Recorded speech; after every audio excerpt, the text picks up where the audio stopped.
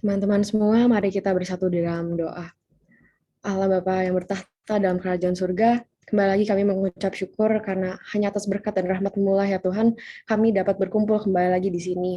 Dan Tuhan, terima kasih ya Tuhan atas anugerah yang Kau berikan setiap pagi, atas nafas kehidupan yang Kau berikan sehingga kami kembali lagi dapat berada di sini Tuhan untuk sama-sama memuji dan memuliakan nama-Mu ya Tuhan.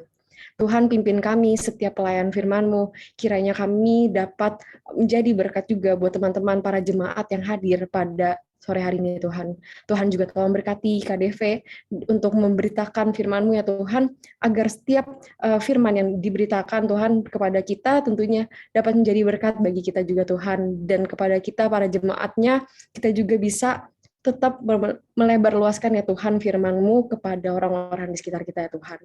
Dan Tuhan, ampunilah kami akan kesalahan kami, apapun yang kami lakukan apabila hal tersebut menyakiti diri-Mu ya Tuhan. Dan Tuhan, tolong berkati kami ya Tuhan dalam PJ hari ini, sehingga kiranya PJ hari ini dapat berjalan sesuai dengan rencana-Mu ya Tuhan, dan tentunya hanya untuk kemuliaan nama-Mu saja Tuhan. Terima kasih Tuhan Yesus, dalam nama-Mu kami berdoa dan ucap syukur. Amin. Nah, teman-teman semua, kembali lagi ya, kita bersyukur banget hari ini bisa berkumpul bersama-sama di sini. Dan yang tadi aku bilang juga, pastinya hal tersebut terjadi bukan karena diri kita, tapi tentunya karena Tuhan kita sangatlah baik untuk kita. Dan Tuhan juga udah memberikan kesehatan bagi kita gitu ya, mungkin untuk bersama-sama berkumpul di sini. Nah, karena kebaikannya ya, Allah kita memberikan berkat anugerah kepada kita setiap harinya. Nah, seperti yang tertulis dalam Ratapan 3 ayat 22 sampai 23 yang berbunyi demikian, tak berkesudahan kasih setia Tuhan, tak habis-habisnya rahmatnya, dan selalu baru tiap pagi besar kesetiaan-Mu. Maka dari itu teman-teman semua, aku mau mengajak kita untuk sama-sama mengucap syukur dan memuji nama Allah dengan mengangkat lagu Bapa Engkau Sungguh Baik.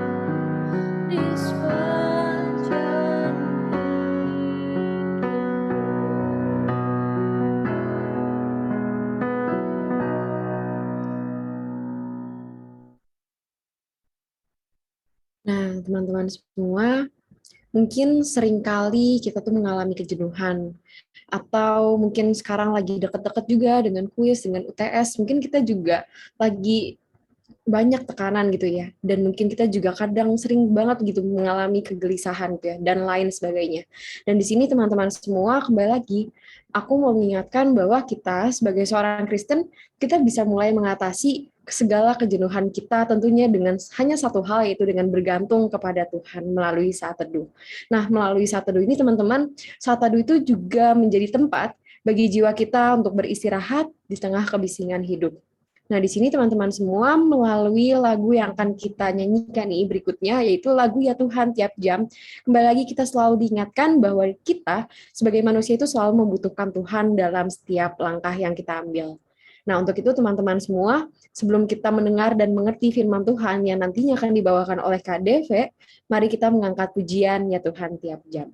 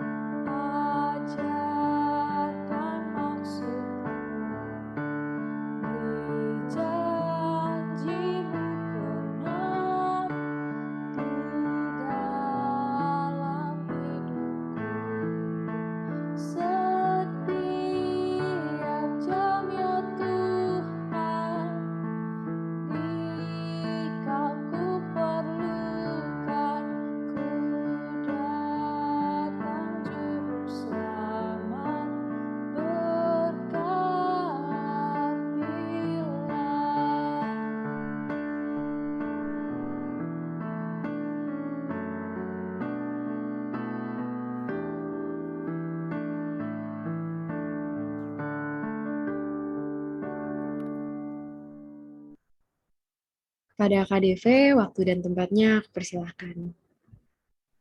Terima kasih, Odel. Halo, selamat sore, teman-teman. Apakah suara aku terdengar jelas? Terdengar, Kak? Oke, sebentar ya. Sebelum kita berdoa, saya pengen siapin PPT.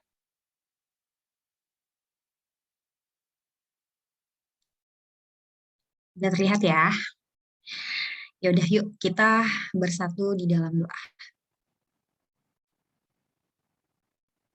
Ya Tuhan, kami memohon dan datang kepada Tuhan dalam segala keberadaan diri kami. Baik kami yang sedang merasa pusing dengan banyak hal, tugas, dan tanggung jawab yang harus kami kerjakan.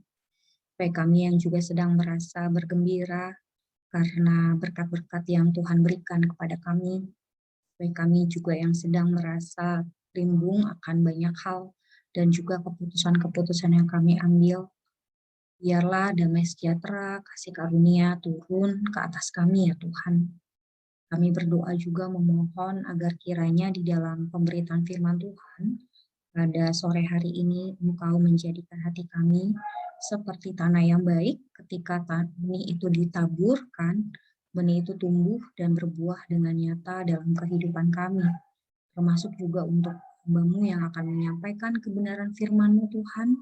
Mohon belas kasih Tuhan dan juga kuasa yang dari Tuhan untuk bisa menyampaikan dengan kuat kuasa firman Tuhan. Mohon agar kiranya tema penting pada sore hari ini benar-benar menyingkapkan kepada kami, membukakan kepada kami kebenaran firman Tuhan dan kami beroleh hidup daripadanya. Tuhan tolong pemberitaan jam firman Tuhan, kami membuka hati kami dan juga pikiran kami di dalam nama Tuhan Yesus Kristus. Amin. Ya teman-teman, hari ini kita akan belajar satu tema start and restart ya. Jadi ini dikaitkan dengan waktu teduh. Saya merasa ini bukan hanya jadi pergumulan teman-teman ya, yang hidup, maksudnya yang mungkin dalam setahun atau 2 tahun belakangan ini itu kayaknya banyak banget hal yang berubah, termasuk misalnya jam tidur, kegiatan beribadah dan lain sebagainya. Tetapi apa yang dahulu mungkin kita lakukan dengan disiplin itu tidak lagi bisa kita lakukan dengan disiplin, itu bukan berarti jalan akhir atau jalan buntu. Siapa tahu ya, bukan siapa tahu, memang Tuhan akan mengundang kita untuk memperbaharui relasi kita dengan Dia dalam waktu ke waktu. Saya akan mengundang kita untuk membaca bagian Yohanes 15 ayat 1 sampai dengan ayat yang ke-8. Yohanes 15 ayat 1 sampai dengan ayat yang ke-8, di situ LAI memberi judul pokok anggur yang benar. KDW bacakan untuk kita semua ya. Akulah pokok anggur yang benar dan Bapa pula usahanya. Setiap ranting padaku yang tidak berbuah dipotongnya, dan setiap ranting yang berbuah dibersihkannya, supaya ia lebih banyak berbuah. Kamu memang sudah bersih karena firman yang telah kukatakan kepadamu. Tinggallah di dalam aku dan aku di dalam kamu. Sama seperti ranting tidak dapat berbuah dari dirinya sendiri kalau ia tidak tinggal pada pokok anggur. Demikian juga kamu tidak berbuah jikalau kamu tidak tinggal di dalam aku. Akulah pokok anggur dan kamulah ranting-rantingnya.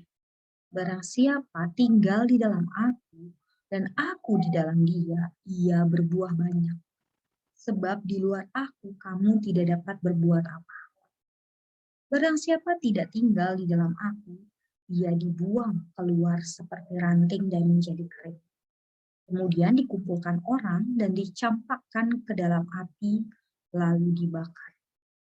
Jikalau kamu tinggal di dalam aku dan firman-Ku tinggal di dalam kamu, mintalah apa saja yang kamu kehendaki, dan kamu akan menerimanya. Dalam hal inilah Bapa-Ku dipermuliakan, yaitu jika kamu berbuah banyak, dan dengan demikian kamu adalah murid-murid-Ku. Ya teman-teman, bicara tentang persekutuan yang akrab dengan Tuhan melalui bagian perikop yang ini, Tuhan Yesus memberikan perumpamaan yang bukan perumpamaan, memberikan analogi yang sangat kuat dan juga sangat familiar ya di telinga orang-orang yang mendengarnya untuk pertama kalinya, yaitu orang Yahudi. Ini adalah pernyataan yang strong, bold, and confident kalau menurut saya. Pernyataan yang dimulai dengan statement Yesus yang mengatakan bahwa dialah pokok anggur yang benar.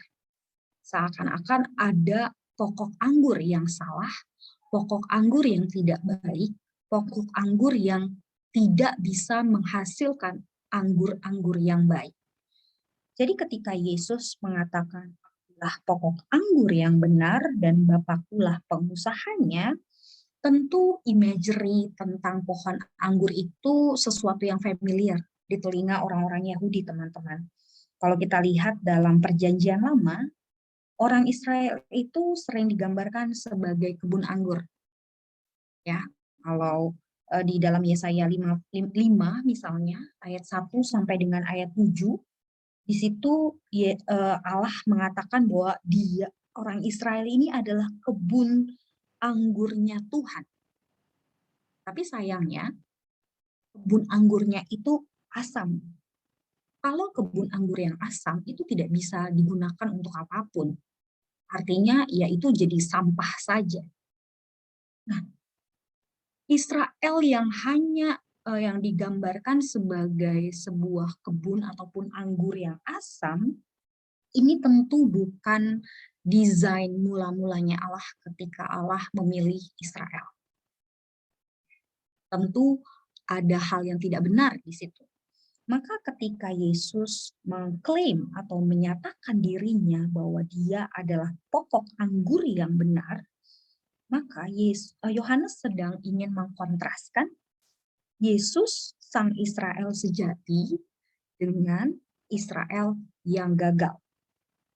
Nah, kalau dikaitkan dengan perikop ataupun dengan tema kita pada hari ini, yaitu bicara tentang relasi yang dekat dengan Allah, Yesus sebagai pokok yang anggur yang benar, di situ dikatakan setiap ranting padaku yang tidak berbuah dipotongnya.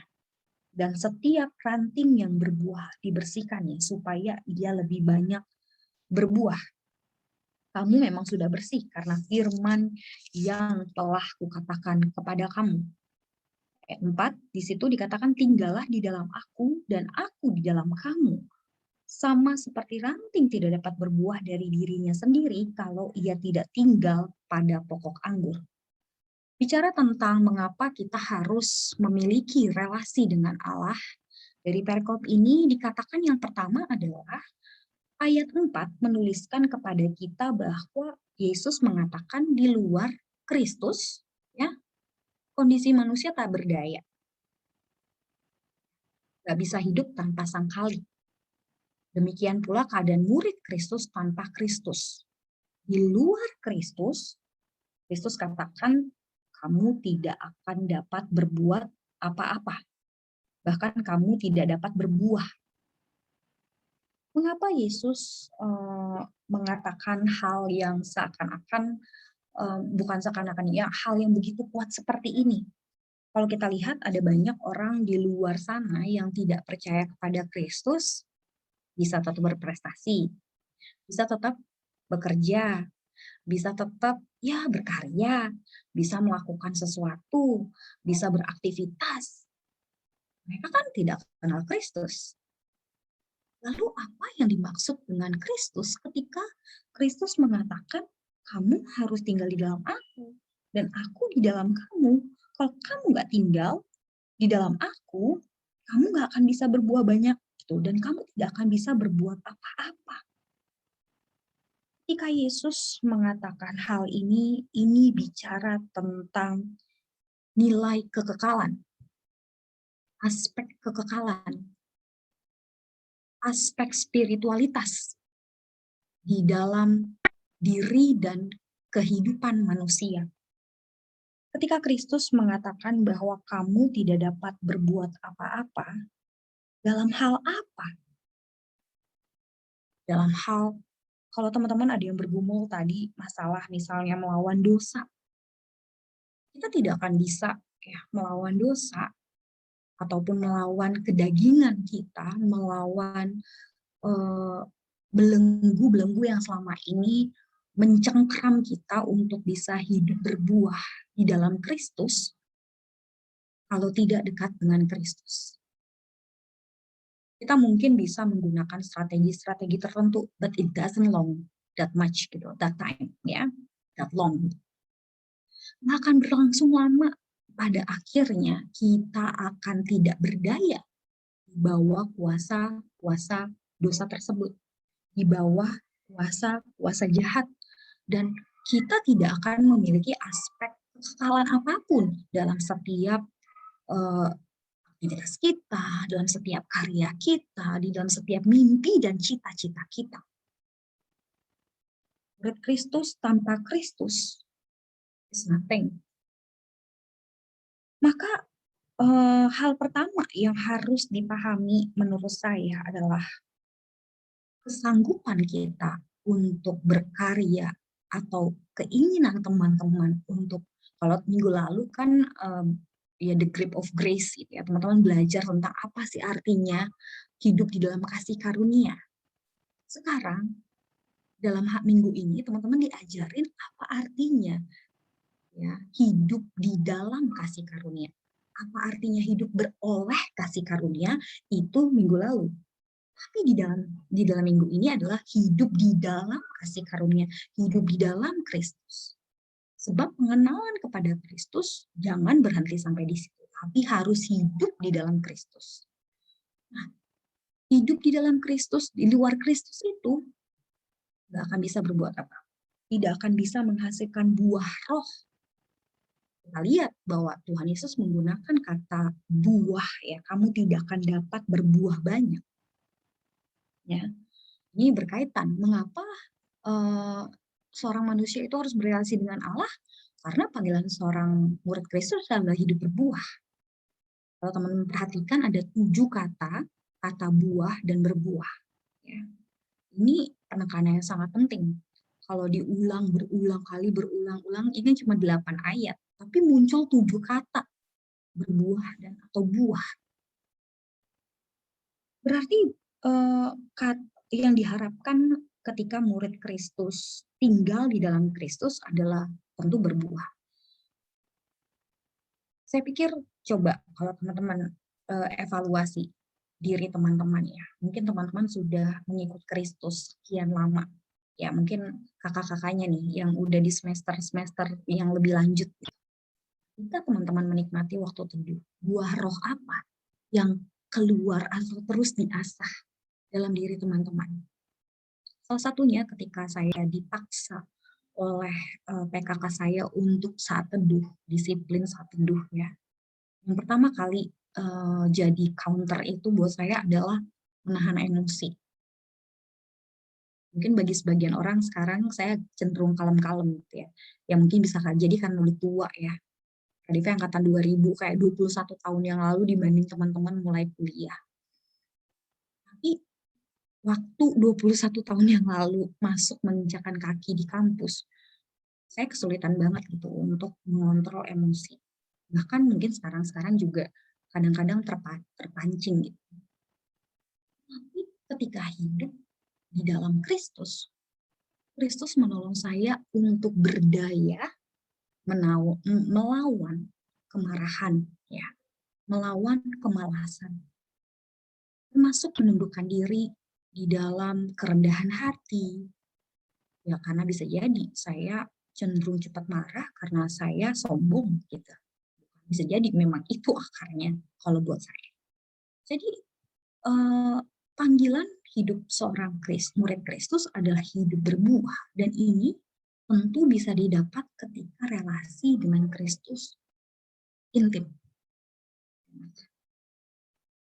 Dan di dalam perikop ini juga dijelaskan bagaimana caranya ya hidup di dalam Kristus itu kan, Kristus kan enggak dalam bentuk fisik lagi sekarang, nggak bisa kita satu rumah sama Kristus.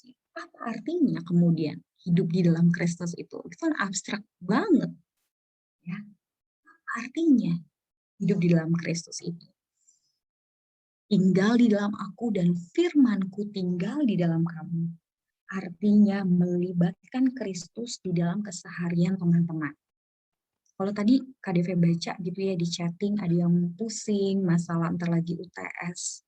Melibatkan Kristus, itu berarti juga kamu tinggal di dalam Kristus. Membiarkan firman Tuhan menolong kamu untuk meyakini bahwa Tuhan memegang masa depan, itu juga bagian dari tinggal di dalam Kristus. Memacu diri untuk memberikan yang terbaik demi Kristus dan karena Kristus, itu juga bagian tinggal di dalam Kristus. Entah dalam masa sulit ataupun entah dalam masa penuh godaan, penuh cobaan, atau ketika hidup baik-baik saja, seorang murid Kristus harus menyerahkan dirinya dipimpin oleh Tuhan melalui firman dan doa. Kita tahu bahwa di ayat 7 di situ dikatakan, jikalau kamu tinggal di dalam aku dan firmanku tinggal di dalam kamu, mintalah apa saja yang kamu kehendaki dan kamu akan menerimanya. Tentu ini bicara tentang doa. Jadi kata tinggal itu terejawantahkan dalam kehidupan firman teman-teman, kehidupan doa teman-teman. Jadi apa yang dilakukan oleh murid-murid Kristus dan kita sekarang saat ini dalam waktu teduh, ya sebagaimana teman-teman menyediakan waktu secara khusus, fokus untuk berkomunikasi dengan Allah, ya, melalui perenungan firman Tuhan dan doa. Bukan cuma sekedar kayak ngawang-ngawang, bangun gitu ya. Saya waktu awal-awal juga agak bingung-bingung gitu ya, bagaimana sih caranya. Tetapi ada orang-orang yang secara khusus menolong saya untuk memberitahu saya, ini loh yang harus dilakukan. Ini loh, begini loh baca firman, begini loh berdoa. Tapi tentu seperti yang saya Kak Deve juga sempat jelaskan ya, saat teduh ini kadang-kadang perjalanannya itu ups and down ya. Kadang baik, kadang buruk gitu. Maksudnya nggak semuanya tuh kayak berjalan lancar-lancar dan mulus-mulus saja. Kalau ada di antara teman yang demikian, saya bersyukur dan puji Tuhan. Tapi kalau saya kadang-kadang ups and down ya. Nah, tentu ini berkaitan dengan masalah mendengar. Kadang-kadang kita saat teduh nggak dapat apa-apa misalnya gitu. Tadi saya bahas sedikit. Kadang-kadang kita kayaknya bingung dapat apa aja. Nah, teman-teman bicara tentang mendengar suara Tuhan. Yohanes 10 ayat 27 sampai 28. Mundur sedikit. Di situ dikatakan ayatnya, domba-dombaku mendengarkan suaraku dan aku mengenal mereka. Dan mereka mengikut aku. Dan aku memberikan hidup yang kekal kepada mereka. Dan mereka pasti tidak akan binasa sampai selama-lamanya. Dan seorang pun tidak akan merebut mereka dari tanganku. Nah, kalau teman-teman perhatikan perikop ini adalah perikop yang diberi judul oleh LAI, yaitu Yesus ditolak oleh orang-orang Yahudi. Di situ dikatakan bahwa Yesus itu dipaksa, teman-teman ya, untuk mengatakan dengan terus terang kepada mereka, ya, di ayat 24, berapa lama lagi engkau membiarkan kami hidup dalam kebimbangan? Jikalau engkau Mesias, katakanlah terus terang kepada kami. Tapi Yesus menjawab, aku telah mengatakannya kepada kamu, tapi kamu nggak percaya. Kadang-kadang kalau kita ini sedang kesulitan gitu ya di dalam mendengar suara Tuhan, kita kadang-kadang pengen Tuhan itu desi Tuhan belak-belakan aja. Misalnya teman-teman lagi bergumul sesuatu di dalam saat teduh, ya. Mana aku harus mencari pekerjaan? Kapan aku harus nembak dia? Benar nggak aku terima pelayanan ini? Apa judul tesis, skripsi? Ya, apa judul skripsi aku? Dan lain sebagainya. Kadang-kadang yang kita gumulkan di dalam saat teduh, mungkin firman Tuhannya tidak secara langsung gitu ya. Apa yang kita perlukan gitu, apa yang kita sedang tanyakan. Dan itu membuat kita kayak, aduh kayaknya saat teduh gini-gini aja gitu, nggak dapat apa-apa. Jangan-jangan kita seperti orang-orang ini yang memaksa kepada Yesus, tell us plainly, katakan terus terang. Padahal Yesus sudah jawab, aku udah mengatakannya kepada kamu, tapi kamu nggak percaya gitu. Kadang kita menentukan sendiri caranya, baik dan waktunya, bagaimana Tuhan menyatakan firman-Nya. Mendikte apa yang harus dikatakan, nggak mau capek-capek, ingin gampang. Kadangkala saat teduh juga digantikan ya dengan podcast. Saya nggak bilang mendengarkan podcast itu jelek ya teman-teman. Ataupun mendengarkan podcast itu, ataupun ya YouTube, khotbah-khotbah gitu dan lain sebagainya, itu tidak baik. Tentu itu baik dan saya sering melakukannya. Tapi jangan-jangan kita justru lebih sering mendengarkan itu dibanding dengan membaca Alkitab secara intim, secara personal. membiarkan Tuhan yang berbicara, bukan manusia. Dan kita kadang-kadang kalau mau cari podcast, mau cari YouTube, kan kita ketik ya keyword-nya, pakai gitu ya. Jangan-jangan itu juga bagian dari kita nggak mau capek-capek, ingin gampang aja atau ingin mendikte apa yang harus dikatakan oleh Tuhan. Saya sedang mengkritisi ataupun juga maksudnya mengingatkan diri saya juga untuk berhati-hati, membiasakan diri tidak benar-benar membuka diri pada atau meluangkan waktu yang khusus untuk benar-benar membaca dan merenungkan firman.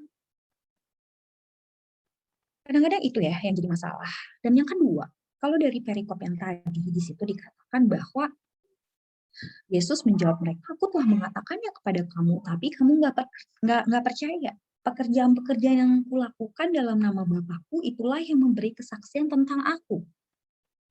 Kadang kita ini ketika misalnya pengen berharap sesuatu Tuhan bekerja dalam kehidupan kita, itu kan mempengaruhi relasi kita dengan Tuhan.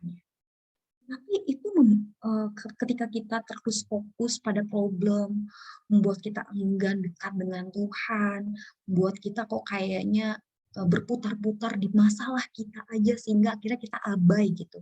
Dengan pekerjaan-pekerjaan Tuhan yang lain misalnya apa?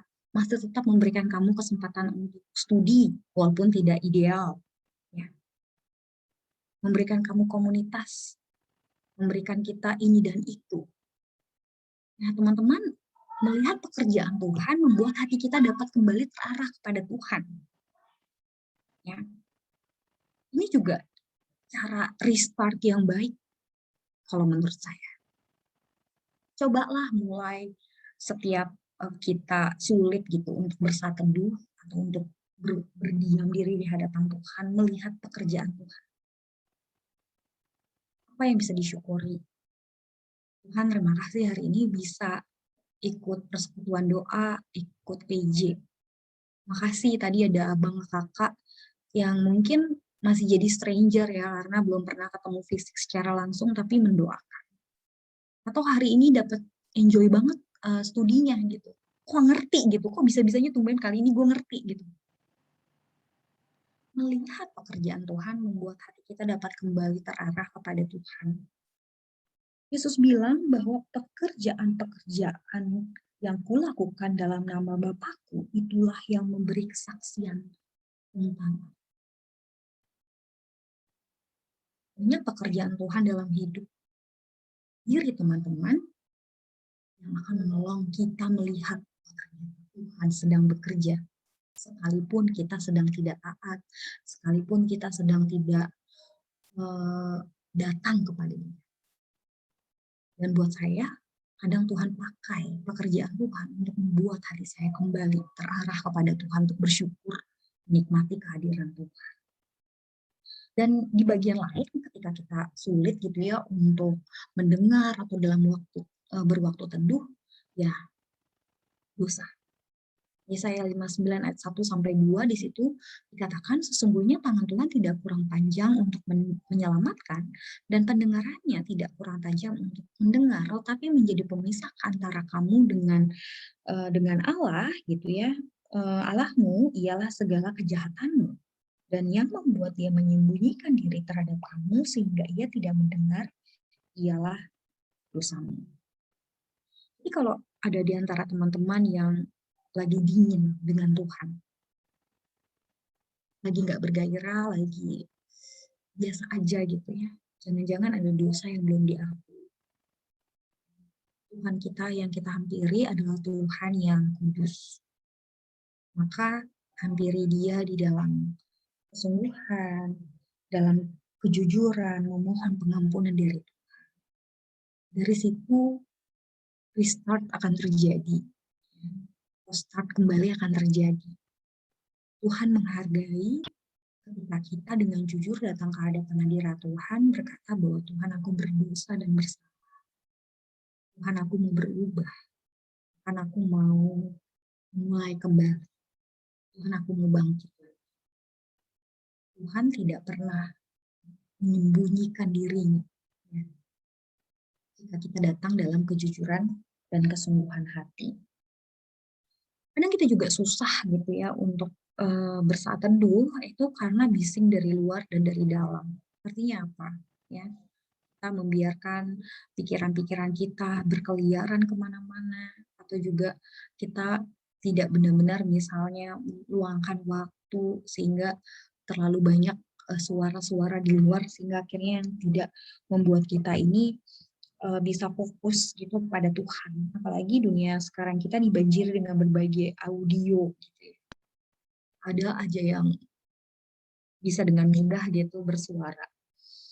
Tapi juga salah satu metode sejahat adalah bising dari dalam menguasai pikiran kita, sehingga akhirnya berkata, aduh nanti aja bisa ditunda kok itu.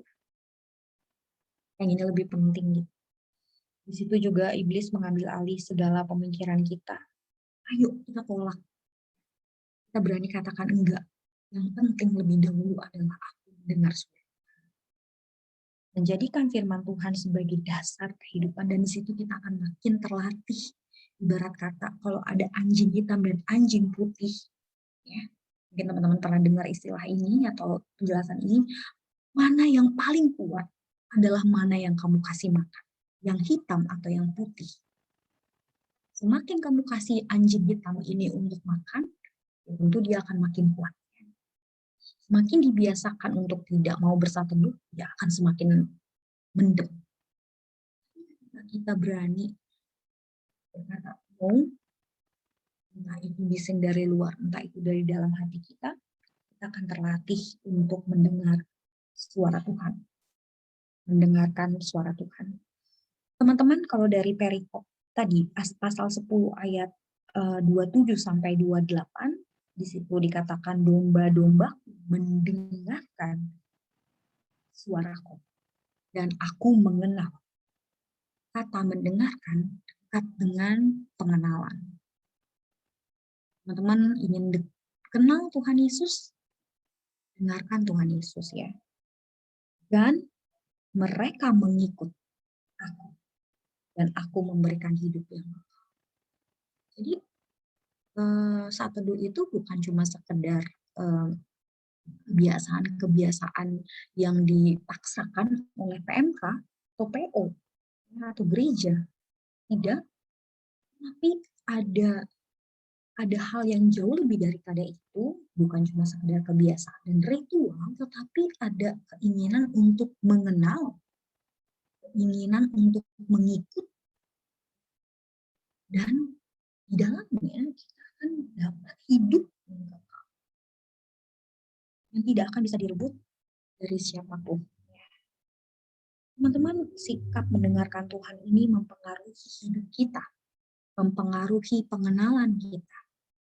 Kalau KDV parafrase ulang dengan kata saat teduh, misalnya waktu teduh, jika teman-teman mendengarkan Tuhan dalam waktu teduh teman-teman, akan mempengaruhi pengenalan kita pada Tuhan, mempengaruhi cara mengikut Tuhan, dan juga kita akan mendapatkan hidup yang kekal. Nah, ada 3 hal yang tadi saya coba ulang sekali lagi, mungkin agak sedikit mengulang, tapi nggak apa-apa. KDV akan coba cepat gitu ya, tidak rutin. Kalau teman-teman mungkin nggak rutin, ya kesulitannya mungkin sulit bangun pagi. Siapa di sini yang kesulitan bangun pagi? Ya. Banyak gangguan di luar pada jam-jam saat teduh, misalnya tiba-tiba jam 5 mama udah teriak-teriak, misalnya cuci piring, gitu. Nyapu, ya berarti coba gitu, sehingga tidak jadi saat teduh malas, saat teduh jadi satu beban dan rutinitas. Coba jangan tidur terlalu malam. Ya. Susah sih memang ya, apalagi kalau kita tuh jam biologisnya tuh lebih celeng gitu ketika malam. Nah, kalau udah hari berganti, mungkin teman-teman sebelum tidur gitu ya, jadinya ya saat teduh, dimana itu waktu yang paling tepat. Dan bisa juga gitu tempatnya ya perlu diganti.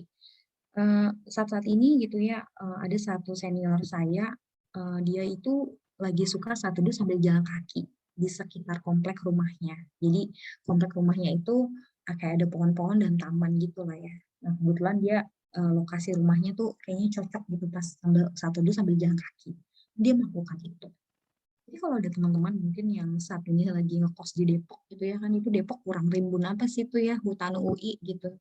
Tapi hati-hati juga ya, jangan sampai kepagian atau teman-teman ada problem lagi gitu ya. Tapi intinya ya bisa juga diperhatikan variasi dalam bersatu teduh, jangan monoton. Problem yang kedua, misalnya sulit berkonsentrasi selama melakukan satu teduh, pikiran ngelantur kemana-mana. Ini juga saya alami kadang-kadang ya, apalagi waktu awal-awal awal-awal bertobat ini ngapain sih aku gitu ya. Ya pasti kan nggak ngantuk ya. Biasanya kan kalau kita ngantuk ya kita bengong-bengong aja tatap-tatapan gitu ya sama Alkitab atau sama buku gitu ya. Kalau misalkan mandi menolong, mandi dulu boleh. Atau ya tepok-tepok muka gitu ya. Maksudnya memaksa diri untuk fully awake gitu ya. Memaksa diri untuk benar-benar gitu, melek gitu ya. Atau bisa juga dengan berdoa dan membaca dengan bersuara. Itu sangat menolong. Dan hal yang paling saya rindukan saat-saat ini adalah kembali mencatat hal-hal yang direnungkan. Bisa rajin banget teman-teman untuk mencatat ya. Kadang-kadang ketika saya melakukan refleksi di akhir tahun itu sangat menolong banget. Ya ini udah mau akhir-akhir tahun ya.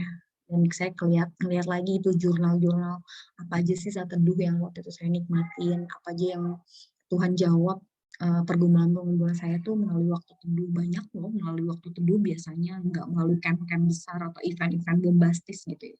Tapi banyak kan kalau saya itu melalui waktu teduh. Biasanya jam 5 sampai jam 6 ya, ini peningkatan darah, tekanan darah paling tajam katanya ya. Saya bukan orang biologi, saya orang ekonomi. Nanti mungkin teman-teman bisa tanya. Nah, tapi saya sendiri memang merasakan bahwa jam teduh yang benar-benar teduh dan saya segar gitu antara jam ini. Dan terakhir, ya sering tidak mendapatkan apa-apa seolah Allah bicara hal-hal yang terlalu sulit atau bahkan tidak berbicara sama sekali. Ya kemungkinannya kita tidak menguasai metode, khususnya dalam merenungkan firman Tuhan. Nah, misalnya bisa juga teman-teman ya cuman langsung bacanya dari imamat misalnya gitu. Aduh, gue random aja gitu ya. Lupa, tiba-tiba imamat. Mending imamat gitu. Kalau tiba-tiba Kidung Agung, udah buset gitu. Ribet bener. Ya, belajar disiplin memakai metode dalam merenungkan firman Tuhan. Misalnya jangan asal-asalan pakai buku panduan untuk menolong. Misalnya ODB, Our Daily Bread itu kan free. Teman-teman bisa download di App Store gitu. Ya, atau di googling juga gitu. Di situ ada panduan tiap harinya, tapi juga ada panduan untuk membaca Alkitab setahun. Jadi itu juga salah satu metode yang bisa teman-teman pakai gitu untuk cara yang teman-teman pakai untuk menolong teman-teman untuk tahu gitu. Di situ ada penjelasannya tentang ayat tersebut, ada latar belakang dari perikop yang sedang dibaca gitu dan refleksikan.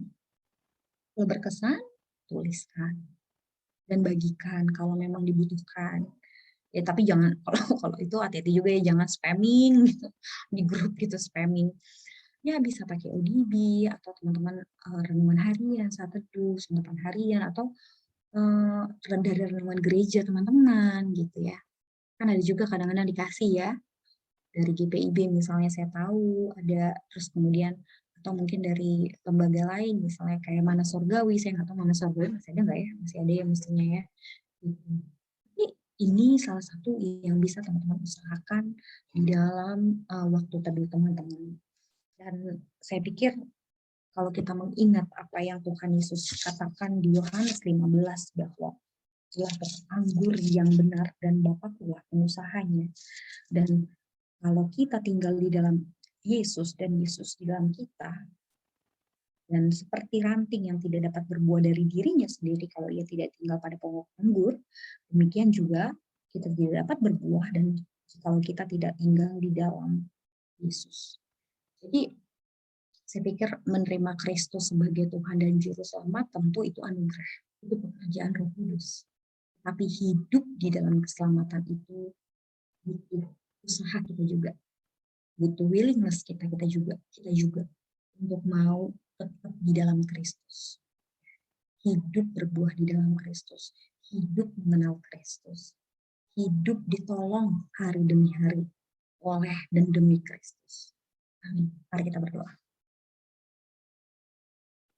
Tuhan, kami bersyukur untuk peringatan firman Tuhan dan juga kembali janji Tuhan yang menyatakan kepada kami bahwa firman Tuhan ataupun hidup di dalam Kristus menjamin kami untuk berbuah di dalam kehidupan kami. Kami sadar Tuhan bahwa seringkali kami menempatkan saat teduh sebagai ritual belaka, sebagai hal-hal yang kami lakukan dengan terpaksa. Tetapi tolong kami ya Tuhan yang lemah ini dan terbatas ini untuk menikmati setiap waktu teduh kami di dalam Engkau. Sekalipun kami sedang merasa kering dan merasa tidak mendapat apa-apa, berikanlah kepada kami kekuatan ya Tuhan untuk tetap disiplin melakukannya. Kalau ada dosa yang tersembunyi yang menghalangi relasi kami dengan Engkau, mohon Tuhan ampuni kami dan sucikan kami supaya kami bisa dapat kembali hidup di dalam Tuhan dan di hadapan Tuhan. Berdoa ya Tuhan, biarlah hati kami melimpah dengan sukacita ketika kami mendengar dan membaca kebenaran firman Tuhan. Hati kami penuh kerinduan yang mendalam untuk mau berdoa kepada Tuhan dan melibatkan Tuhan dalam keseharian kami. Melihat bahwa hidup kami ini sangat rentan Tuhan, kami mudah jatuh, kami mudah lemah, kami mudah putus asa, dan biarlah hidup di dalam Kristus memampukan kami untuk tetap berjalan dengan setia, dengan ketaatan penuh kepada Tuhan sampai akhirnya kami pulang kembali kepada Kristus. Dan terima kasih Tuhan untuk kebenaran firman Tuhan ini, biarlah Engkau yang memampukan kami untuk menjadi pelaku-pelaku firman Tuhan. Di dalam nama Tuhan Yesus kami berdoa dan kami bersyukur. Amin. Kembalikan ke MC ya. Oke, terima kasih Kak Devi atas firman Tuhannya. Oke, boleh di-share screen dulu. Oke, ya. Ya, terima kasih banget Kak Devi tadi. Firman Tuhannya udah menguatkan kami banget.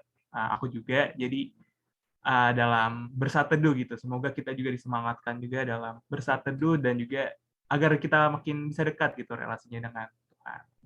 Oke, teman-teman nih waktunya untuk sharing firman. Boleh nih teman-teman di back dulu, Miki. Oke, ya boleh nih teman-teman kita sharing firman di kolom chat tentang firman Tuhan yang tadi, maupun boleh kalian mau nanya apa-apa gitu ke Kadev juga boleh. Ke KDV, sorry. Ke KDV, ada yang mau ditanyakan, boleh banget ditulis kolom chat. Begitu. Oke, sambil nunggu kalian tulis di kolom chat, aku mau ini, ada sharing-sharing dikit juga dari sharing firman Tuhan dari KDV tadi. Gitu. Jadi, tentang saat teduh, aku kayak ada berhubungan juga karena dulu aku sebelum masuk awal-awal ke UI itu aku masih mungkin jauh gitu dari Tuhan, kayak nggak pernah saat teduh, ibadah kadang jarang, ataupun kayak rock priest juga jarang dulu SMA. Ya, jadi kayak dulu sifat aku masih, mungkin kalau KDV tadi kan kayak suka emosi gitu, kalau aku tuh kayak suka berkata kasar, ataupun ya sempat jauh gitu dari Tuhan. Gitu. Tapi ya benar, karena kata Kak Devi tadi, karena itu semua, karena jarang saat teduh, jarang berkomunikasi dengan Tuhan, aku tuh kayak anjing yang nggak dikasih makan gitu. Jadi apa yang nggak kuat gitu iman aku, kayak dikasih firman Tuhan dari agama sebelah gitu, kayak aku gampang percaya dulu tuh. Tapi puji Tuhan sekarang nggak lagi kan. Tapi ya dan juga akhirnya karena ada ya KTB, karena adanya PJ, Perdo gitu, aku suka ditanyain gitu sama teman-teman ataupun PKTB gitu tentang pertumbuhanku lah, mungkin dalam saat teduh ataupun dalam beribadah, ya aku makin diperkuat gitu mungkin dalam saat teduh, dalam doa pribadi, dan kerasa banget gitu manfaatnya. Jadi kayak sekarang berkata kasar sudah enggak banget gitu, emosian juga enggak gitu. Jadi apa ya, dari firman Tuhan itu kadang-kadang menjadi jawaban gitu buat aku gitu. Jadi benar tadi dari firman Tuhan yang KDP gitu. Masih. Oke nih, boleh nih. Ada belum sharing? Oh, ada nih yang sharing dari Anonymous. Oke, aku bacain. Ada yang mau nanya nih, Kak DV, cara tahu firman Tuhan yang kita baca itu dari Tuhan ada nggak, Kak? Tandanya atau bentar. Cara tahu firman Tuhan yang kita baca itu dari Tuhan ada nggak, Kak? Tandanya atau barometernya? Dan sebenarnya cara mengolah renungannya itu gimana ya, Kak? Kadang tuh baca doang dan nyatet udah, tapi sore-sore kok rasanya nggak ada buahnya. Apa perlu dilihat versi bahasa Inggrisnya apa gimana, Kak? Gitu kan. Aku jawab yang terakhir dulu yang lebih aku gampang inget ya. Kan buah nggak sehari ya. Misalnya kamu nanam mangga nih, besok kan nggak langsung ya, nggak langsung berbuah itu pohon mangga.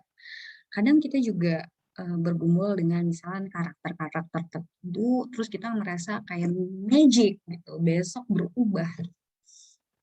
Mengikut Tuhan itu kan kayak journey, perjalanan gitu. Jadi dalam setiap fase hidup teman-teman tentu akan ada aja challenge-nya sendiri. Nah, disitulah kemudian firman Tuhan mengingatkan, mengubah gitu. Jadi kalau tadi teman yang nanya itu merasa frustasi, kok saya nggak berubah-berubah?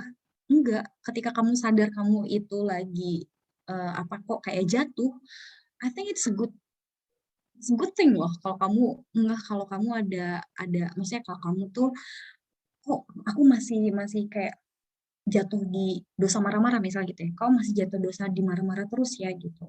Dibanding dengan enggak gitu. Jadi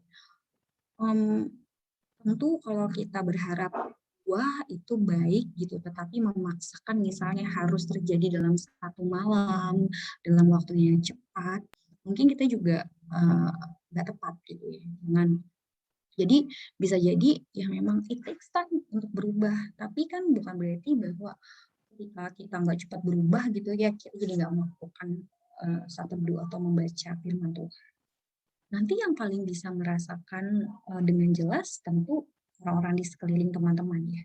Jadi teman-teman bisa tanyakan gitu, gue berubah nggak sih, atau ada hal yang berubah nggak sih dalam diri gue gitu. Itu bisa juga ditanyakan kepada orang yang dekat gitu ya. Nggak ke semua orang tentunya, tapi yang benar-benar dekat dengan kamu, yang peduli pada pertumbuhan rohani, pertumbuhan karakter dan hidup gitu. Nah, tentu dia akan kasih feedback yang patut dipertimbangkan dan didengarkan gitu. Terus yang pertama tadi, kaitan dengan bagaimana kita tahu itu firman Tuhan.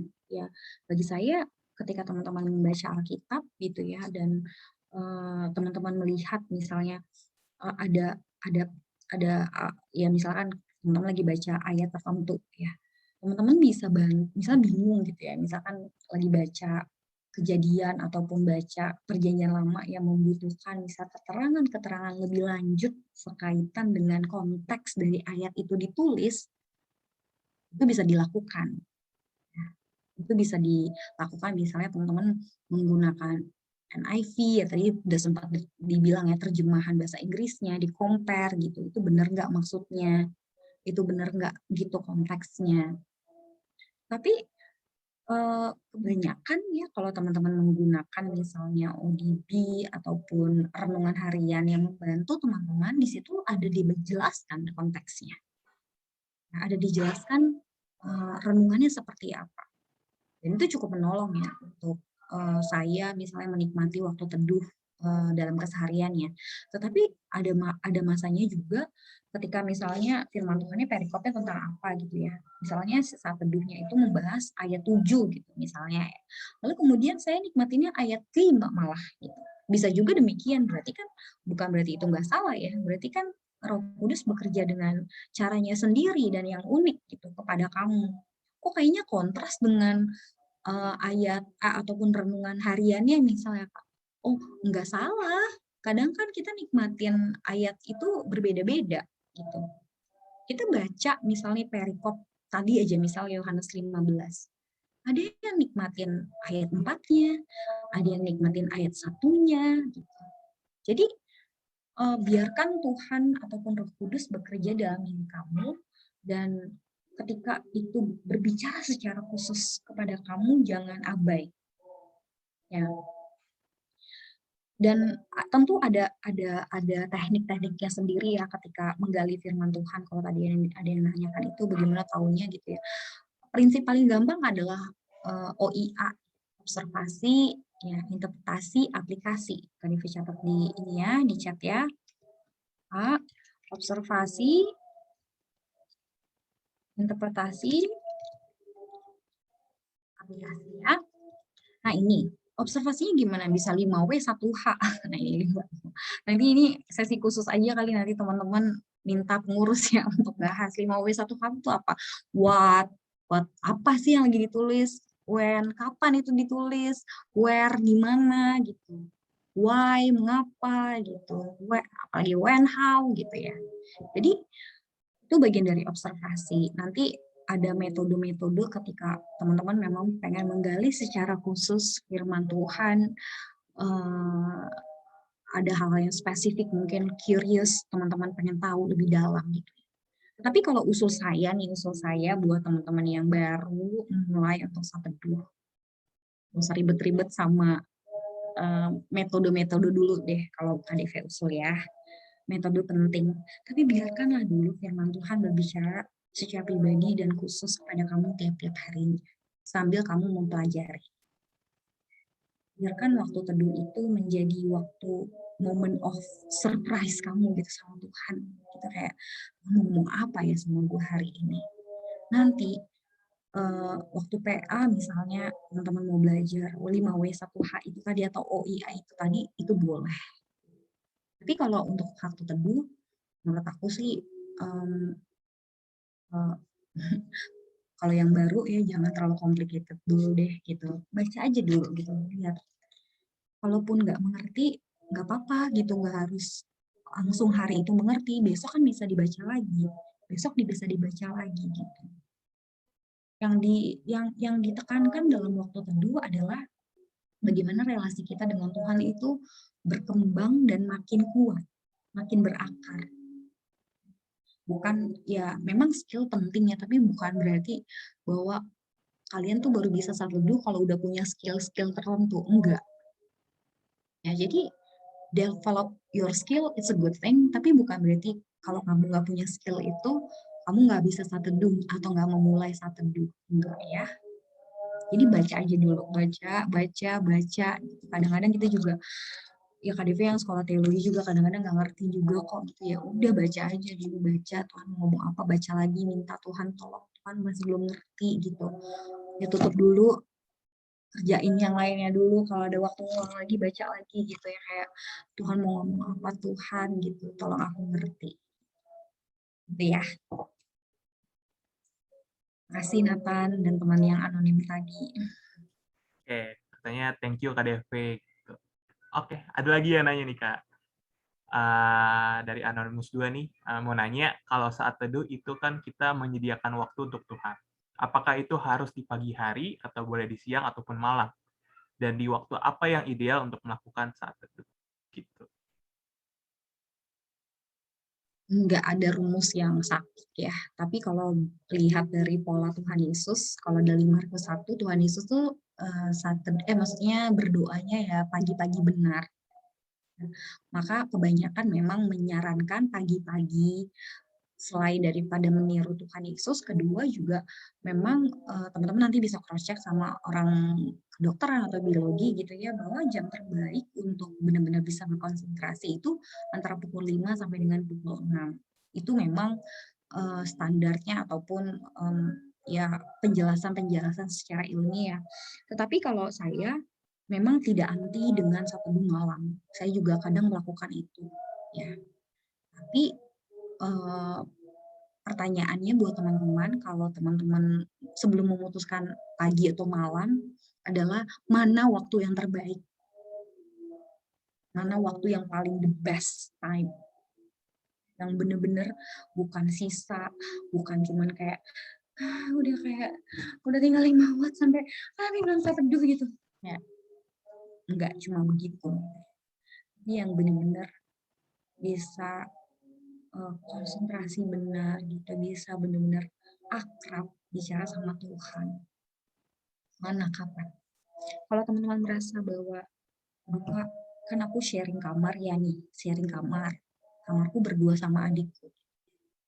Adikku tuh, aku nggak bisa nih Kak, morning person. Kayak aku tuh kalau pagi tuh kayak bisa jadi harimau lah kalau dibangunin pagi gitu sama adikku atau apa gitu.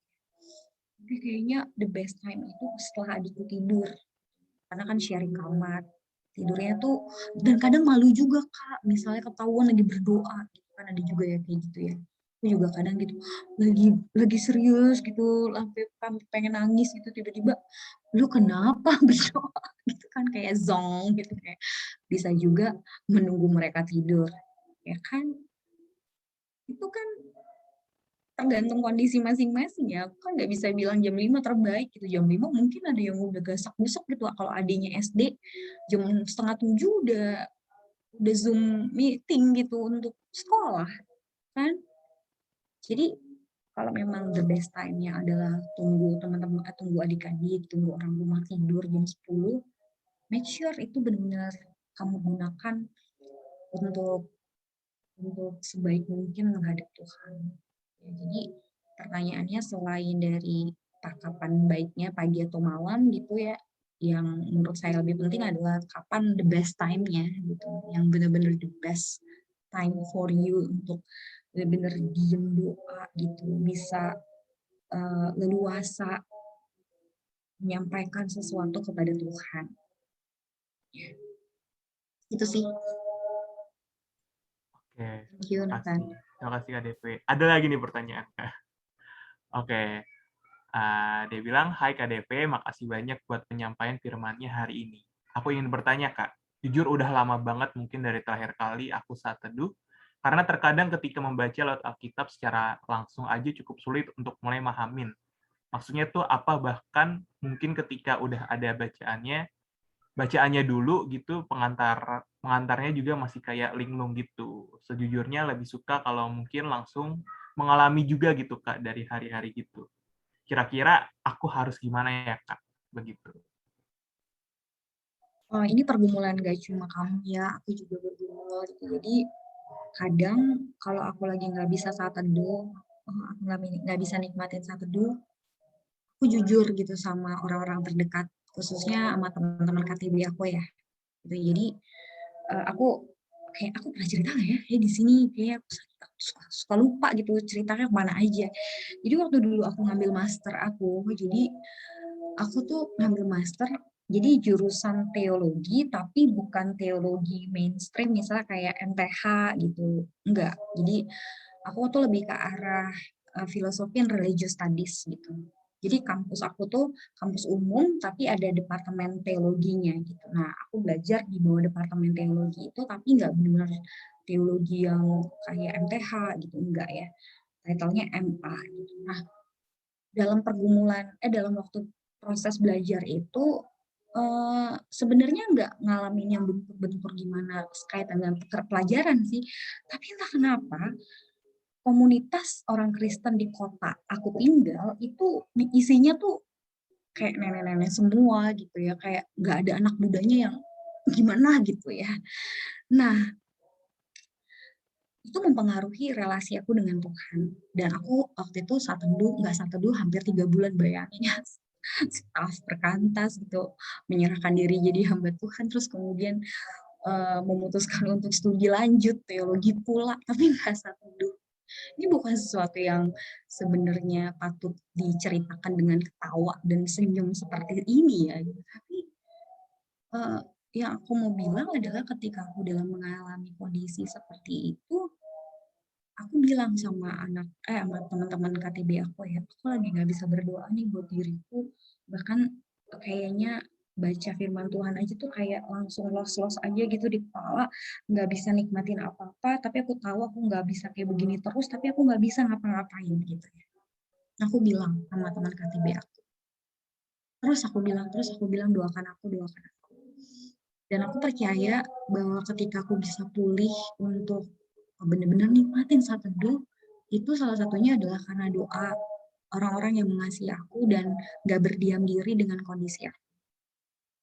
Ya, jadi kalau teman-teman lagi nggak baik kondisinya gitu atau lagi nggak nikmatin saat teduh, Hal pertama adalah sharing sama orang-orang yang bisa mendoakan kalian.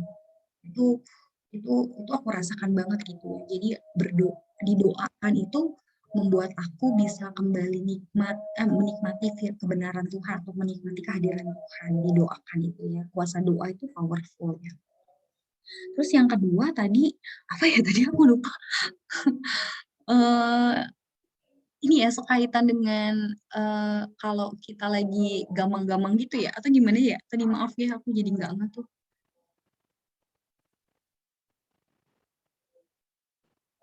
Iya Kak, benar Kak. Atau itu tadi udah ngejawab. Jadi kalau aku biasanya kalau nggak bisa, yang pertama adalah ya tadi didoakan ya. Yang kedua, memang pada waktu itu memang aku kan susah ya saat teduh, tapi aku tidak menjauh dari persekutuan doa gitu. Jadi kayak aku tetap datang ke gereja, aku tetap datang ke ke acara. Waktu itu ada kayak international fellowship gitulah pokoknya. Nah, aku datang ke situ, tapi aku tetap cari gitu, kayak aku cari gereja. Ya walaupun waktu itu apa ya, aku tuh tinggal di kota yang agak kecil gitu, jadi mesti cari ke kota yang lebih besar gitu. Tapi intinya adalah aku nggak berdiam diri gitu sama sama kondisi pada saat itu gitu.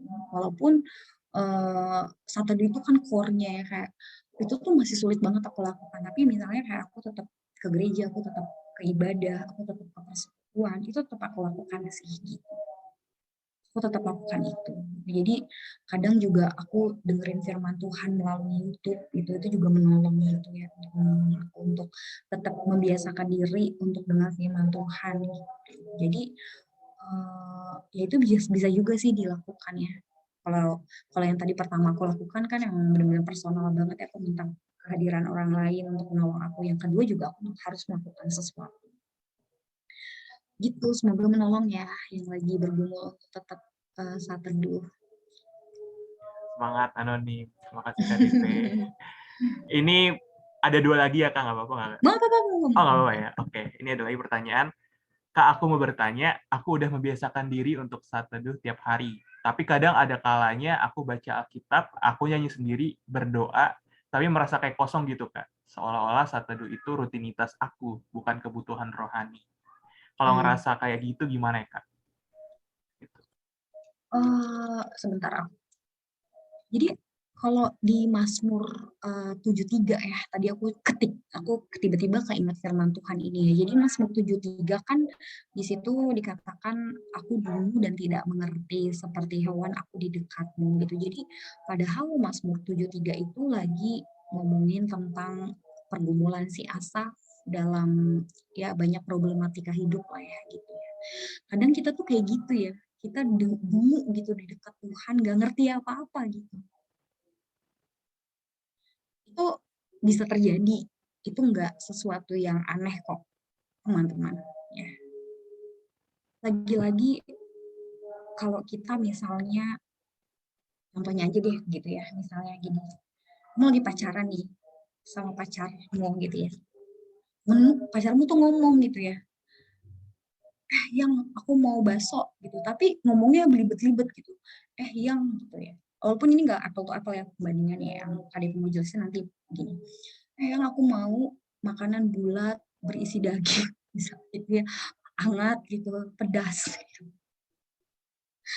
Kita yang cowok, kamu yang cowok mungkin bingung, apaan bulat pedas cilok, apa gitu kan. Mungkin teman-teman yang cowok kayak aku dulu di dekatmu seperti hewan tidak mengerti apa-apa. Tapi kamu mau putusin gitu pacar kamu ketika kamu nggak ngerti gitu. Karena kita nggak mengerti, justru kita harus makin berusaha untuk dekat dan tahu untuk benar-benar lagi-lagi ya. Ini kan saat teduh itu bukan rumusan, tapi itu relasi. Kadang kita nggak ngerti, manusia aja yang bisa secara gamblang kita ngomongnya, gue mau bakso, instead of aku mau sesuatu yang bulat-bulat, berisi daging hangat yang bisa dicampur sama kecap. Ngerti nggak maksud poin Kak Dev? kadang itu terjadi juga kok. Kita ini sedang memahami Allah yang tak terbatas. Kita ini terbatas. Kita sedang memahami Allah yang maha besar. Kita ini kecil. Kita ini sedang memahami Allah yang misterius. Kita ini nggak tahu apa-apa. Jadi wajar kalau kita kadang lost in our translation, ya, lost somewhere in our path. Kadang kita nggak mengerti, tapi ketika kita tidak mengerti bukan berarti kita memutuskan hubungan, kita tidak melakukan sesuatu untuk memahami. Teman-teman bisa bertanya, ada siapa sih di sini yang lebih senior, ya Arga mungkin ada, atau Cynthia gitu, atau siapa, atau Nathan, ya. Tanya, atau PKK, Kak ini maksudnya apa? Atau tanya sama pendetamu gitu, tanya. Makanya ketika kita tidak mengerti, komunitas sangat menolong kita untuk tahu, ya, mengasah kita pada suara Tuhan, pada kehendak. Jadi kalau bingung-bingung, kalau masih kayak nggak dapet apa-apa, bingung, gak apa-apa, coba aja tanya, lu dapat firman Tuhan apa sih dari hari ini gitu, misalnya satu dunia sama gitu ya, apa gitu, misalnya pakai ODB. Lu dapat apa hari ini? Itu kan kadang-kadang berbagi berkat itu menolong kita kecipratan berkat juga ya, kecipratan berkat juga. Gitu, semoga menolong. Oke, makasih Kak. Kira-kira udah puas yang bertanya? Oke, ini pertanyaan terakhir ya Kak. Ya, halo Kak, aku mau tanya, semakin zaman berkembang, kita juga semakin terlelap dalam hal-hal duniawi. Jadi seringkali kita mengabaikan hal-hal yang rohani. Aku ingin nanya Kak, bagaimana ya caranya kita buat bisa melepas hal-hal duniawi, terutama yang nggak begitu penting, dan lebih memprioritaskan sisi rohani kita. Terima kasih Kak. Disiplin. Jadi seperti yang tadi Kak Deve bilang, ya, kalau kita ada dua anjing misalnya hidup dalam kita. Yang satu anjing hitam, yaitu kebiasaan-kebiasaan buruk dan duniawi itu tadi. Lalu ada anjing putih, kehidupan spiritual dan rohani. Yang mana yang kamu kasih makan itulah yang akan paling kuat, yang akan siap menerkam ataupun mencabik-cabik salah satunya. Jadi kehidupan rohani yang kuat, kalau teman-teman baca ya, misalnya George Mueller, saya nggak tahu kalau teman-teman ingat, tahu nggak tokoh itu ya, dia salah satu tokoh doa yang sangat setia yang saya kagumin. Dia adalah pendiri salah satu yayasan yatim piatu yang besar di Inggris, yang kehidupan doanya tuh kuat banget. No wonder dia bisa menjadi pribadi yang begitu bisa jadi berkat bagi banyak orang karena kehidupan rohaninya yang kuat dan disiplin. Jadi tentu itu nggak enak ya, namanya juga yang tadi Yohanes 15 tadi kan bilang, kalau kamu makin berbuah dan akan semakin dibesikan supaya semakin berbuah. Jadi mengurangi hal-hal yang membuat kita enak, misalnya apa sih, buka mata, buka Twitter, apalagi kemarin Facebook down, IG down, kamu langsung cranky gitu pagi-pagi, kamu moodnya hilang, nggak bisa lihat story sih,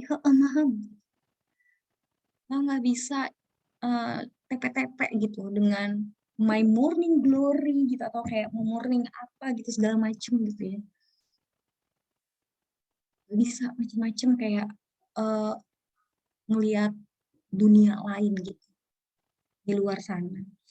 Tapi kalau kita merasa bahwa kehidupan rohani kita penting dan harus diperjuangkan, tentu ya disiplin. Dan disiplin itu kan gak enak ya. Kalian harus memaksa diri untuk berkata enggak pada kedagingan, berkata enggak pada kemalasan, berkata enggak pada tidur yang lebih lama, berkata enggak pada banyak hal yang mungkin teman-teman ngerasa, aduh kok gini amat ya gitu. Tapi lagi-lagi untuk menghasilkan buah, ya itu tidak bisa satu hari, satu malam. nggak ada, bahkan toge aja gitu, tapi nggak berbuah ya. Toge aja tuh takes time ya, lagi buah yang manis. Kalau nggak disiram, diberi pupuk, nggak mungkin menghasilkan buah yang manis. Jadi memang untuk menghilangkan kedagingan itu nggak mudah, butuh disiplin, butuh kasih karunia. Ya. Maka saya suka banget loh sama cerita tentang satu peristiwa prajurit yang mengatakan kepada Tuhan Yesus, tolong aku yang tidak percaya ini. Kadang kita butuh meminta kepada Tuhan dan terus we are beggar ya. Kita ini peminta-minta gitu, kayak Tuhan tolong dong untuk bisa uh, tolong dong untuk bisa setia. Ya, jadi itu juga harus diminta, it doesn't come automatically, nggak datang otomatis. Jadi diminta terus, diminta tiap hari. Jadi itulah cara kita untuk bergantung pada Tuhan dan melawan segala kedagingan, kemalasan, ya perbuatan-perbuatan duniawi. Dan lagi-lagi ya komunitas ya, bagi saya komunitas itu sangat menolong saya gitu. Jadi kalau teman-teman ada di kelompok kecil, ada di komunitas ini ya 69 orang ini tuh privilege loh, nggak semua orang bisa memiliki komunitas kayak gini. Jadi didorong untuk hidup yang makin baik, didorong untuk memiliki karakter, didorong untuk makin mengenal Tuhan. Itu privilege. Nah, semua orang punya komunitas yang baik seperti ini. Banyak orang di luar sana yang punya komunitas itu toksik. Jangan sampai gitu kalian menyia-nyiakan apa yang udah Tuhan berikan di komunitas ini. Jadi manfaatkan, gunakan gitu. Jangan merasa nih kakak ini bawel amat sih, disuruh kelompok kecil mulu, disuruh PJ mulu, ditanya-tanyain udah satu dua atau belum, nanti kalau udah jadi alumni kamu akan kangen loh. Ini nggak ada lagi nih yang ya mungkin kalau KTB-nya jalan terus mungkin bisa, tapi nanti nggak akan ada gitu yang ingat-ingatin terus gitu ya. Jadi bersyukurlah kalau ada di masa persekutuan ya ikut persekutuan, kalau lagi ya tadi ya disiplin, ya kasih karunia Tuhan gitu. Kasih. Oke, terima kasih Kak TV. Kira-kira sudah cukup menjawab.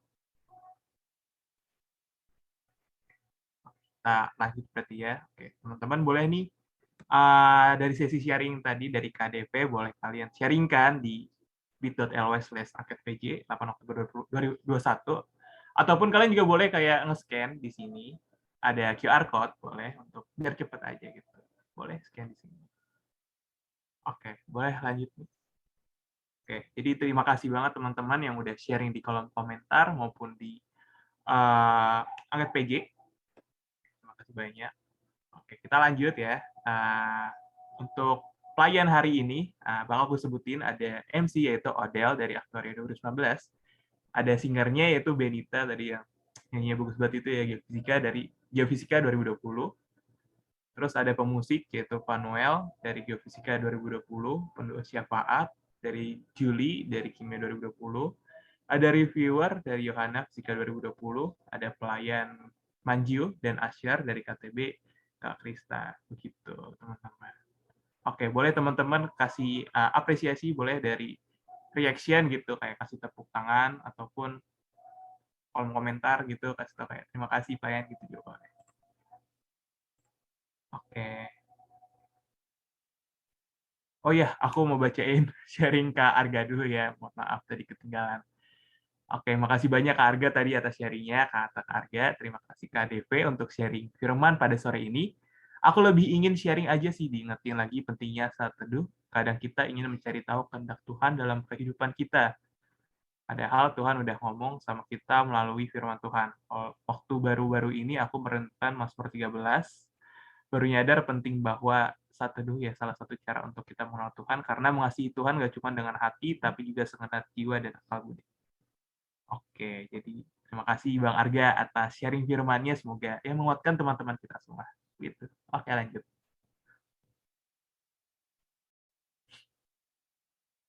Oke. Ya, jadi juga bakal ada open chat gitu di OA lainnya PO MIPA Farmasi sama Mimin dari PO MIPA Farmasi. Di Rabu 13 Oktober dibuka jam 7 malam. Nah, di sana kalian boleh kayak ceritain keluh kesah kalian, boleh kayak cerita apa aja lah gitu sama Miminnya karena nggak bakal disebar juga gitu. Jadi boleh nih ditunggu hari Rabu 13 Oktober jam 7 malam. Oke, boleh lanjut.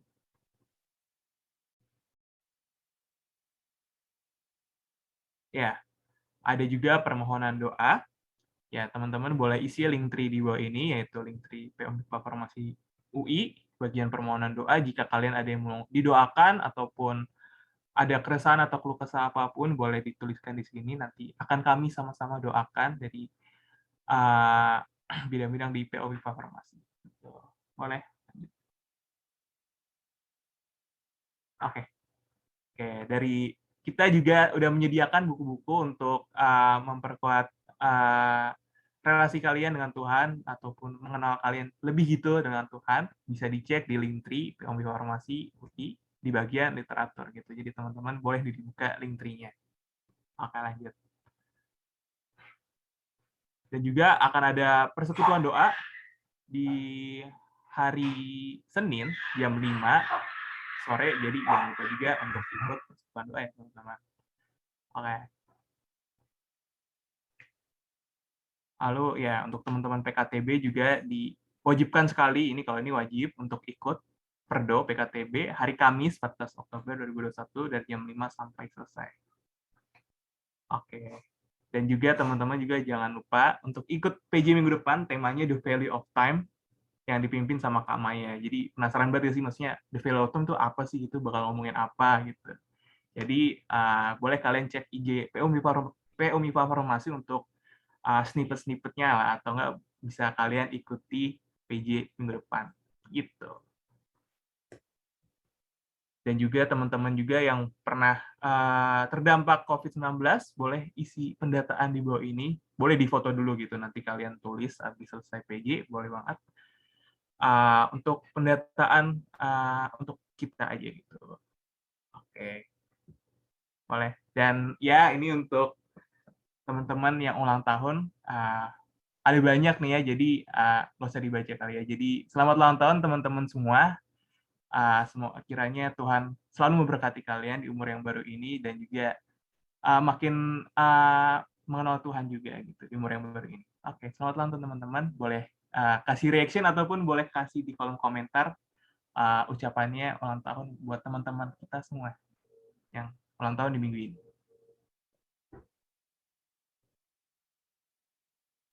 Oke, selamat ulang tahun teman-teman. Oke, boleh di next lagi Miki. Oke, aku serahkan kepada Juli untuk memimpin doa syafaat.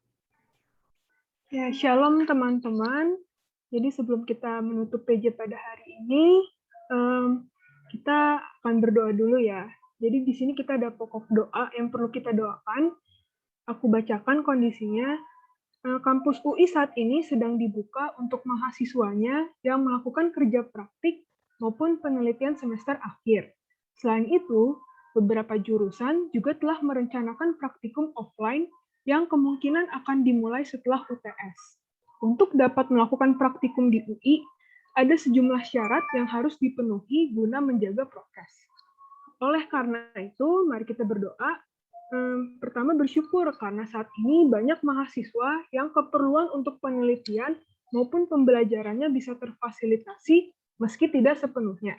Yang kedua, persiapan dari fasilitas jurusan, dosen, dan mahasiswa dalam praktikum offline yang akan datang supaya dapat berlangsung dengan baik. Lalu yang ketiga, berdoa supaya mereka yang berkepentingan ke UI dapat memperhatikan prasyarat dan mentaati prokes supaya tidak muncul varian baru. Oke, teman-teman, aku persilakan secara pribadi untuk mendoakan pokok-pokok doa kita.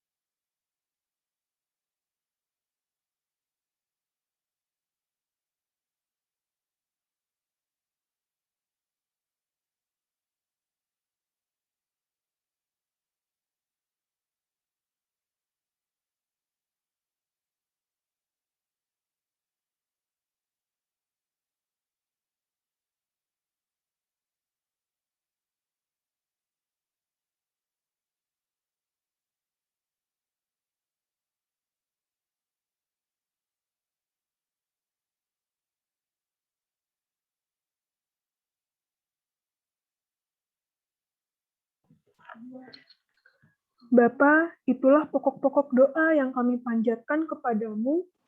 Kami juga ingin berdoa, kiranya sesuai dengan firman pada hari ini, kami dapat menjadi pokok anggur yang benar, yang tinggal dalam-Mu, dan membuahkan hal-hal baik yang seturut kehendak-Mu di sepanjang hidup kami. Mampukan kami juga agar dapat secara khusus dan fokus untuk berkomunikasi dengan-Mu melalui doa dan bersaat teduh setiap hari, agar kami dapat lebih mengenal kehendak-Mu untuk hidup kami.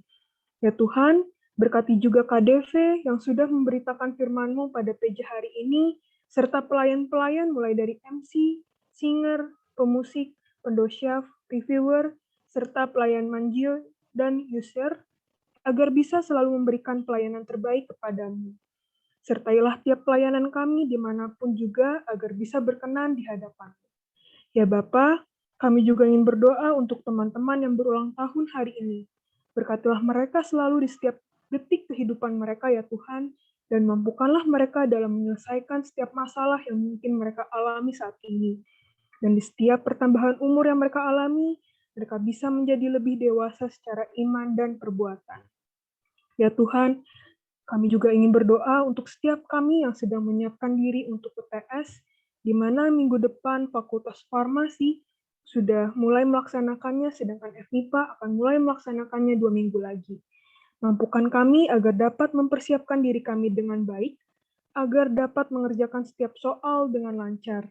Berkati kami juga agar bisa percaya pada kemampuan kami, Tuhan, dan juga penyertaan-Mu, sehingga kami terhindar dari melakukan kecurangan.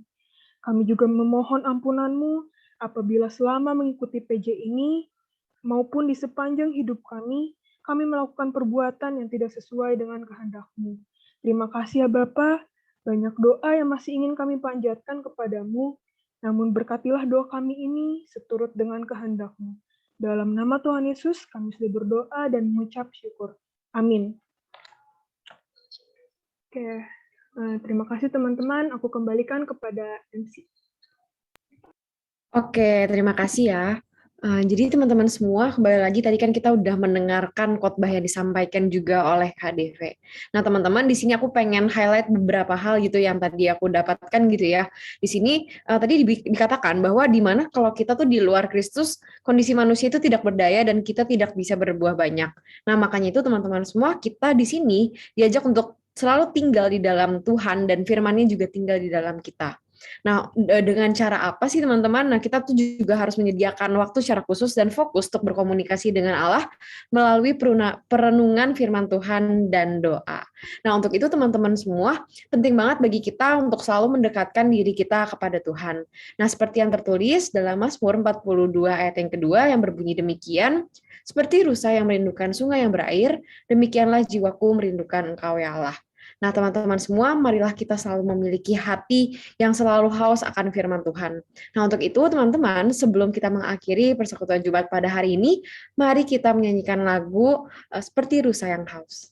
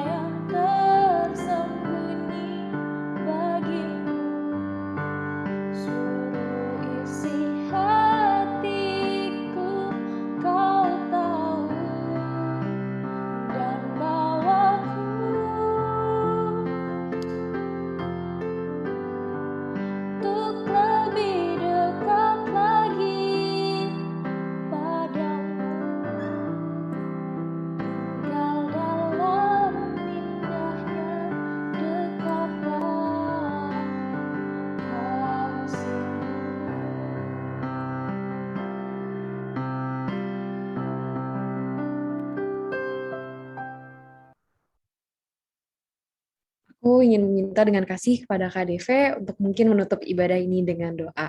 Pada KDV, waktu dan tempatnya dipersilahkan. Yodel, mari teman-teman kita bersatu di dalam doa.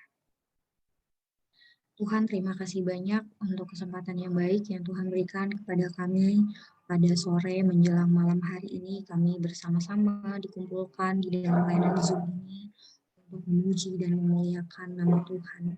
Kami bersyukur untuk kebenaran firman Tuhan yang disampaikan kepada kami.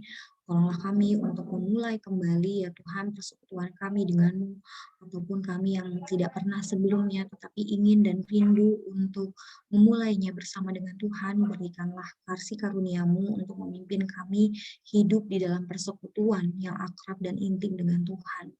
Terima kasih untuk kerja keras para pengurus yang menyiapkan ini semua bagi kami. Biarlah Tuhan berkenan untuk memberkati pelayanan mereka, memberkati juga setiap perjuangan mereka, menghadirkan persekutuan yang indah, persekutuan yang akrab, persekutuan yang intim dengan Tuhan. Dan juga memohon berkat Tuhan untuk setiap jemaat yang hadir.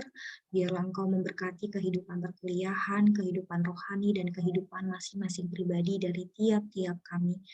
Pujilah Engkau dan dimuliakanlah Engkau ya Tuhan Yesus Kristus. Dalam nama-Mu kami berdoa dan bersyukur. Amin.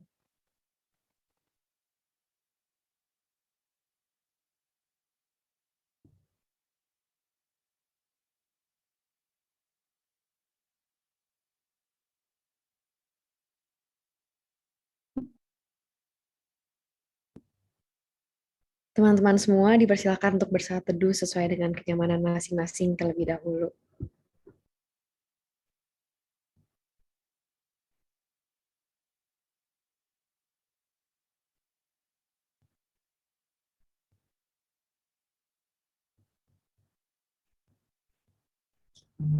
Oke, saat teduh dicukupkan teman-teman semua.